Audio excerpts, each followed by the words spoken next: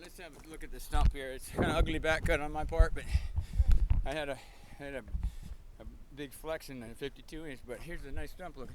A little bit of hole in wood, about 6 inches, 5 inches here, all the way down. Heartwood's still intact, which is rare for cedar. So let's see what we did over here on my mark. Probably missed way off.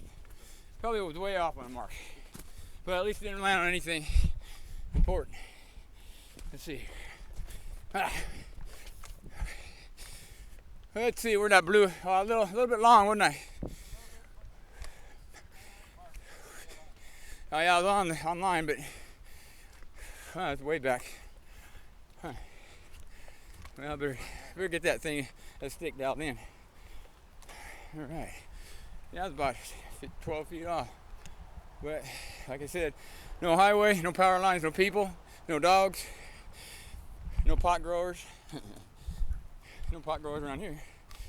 Anyway, over and out for now. Thanks to Aaron and Mike, we got her down. All right, later.